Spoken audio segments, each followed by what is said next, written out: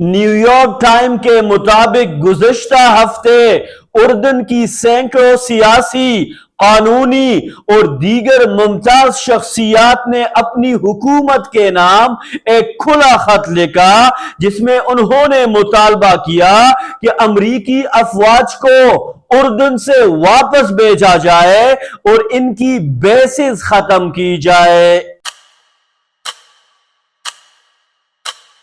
جب عمران خان وزیر اعظم تھے تو ایک امریکی اینکر نے ان سے سوال کیا تھا کہ اگر امریکہ پاکستان میں دوبارہ بیسز مانگے گا تو کیا آپ اجازت دیں گے؟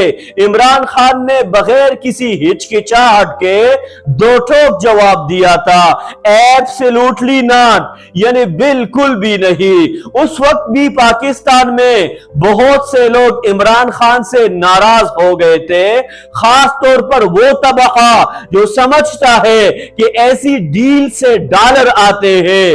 آپ کو یاد ہوگا کہ مشرف نے بھی پاکستان میں امریکہ کو بیسز دیے تھے اور خود اپنی کتاب میں یہ بات بھی لکھی ہے کہ میں پاکستانیوں کو امریکیوں کے حوالے کرتا رہا اور اس کے بدلے ڈالر لیتا رہا۔ دوستو، اصل میں دو قسم کے لوگ ہوتے ہیں، ایک وہ عوامی نمائندہ اور لیڈر جو قوم کے درد کو سمجھتا ہے، جو خود کو عوام کے سامنے جواب دہ سمجھتا ہے، اس لیے وہ صرف ڈالروں کی خاطر ایسے فیصلے نہیں کرتا۔ دوسری طرف وہ حکمران ہوتا ہے جو ڈکٹیٹر یا بادشاہ ہوتا ہے، جیسے آج کل اردن کے شاہ عبداللہ ہے اور پاکستان میں مشرف تھا۔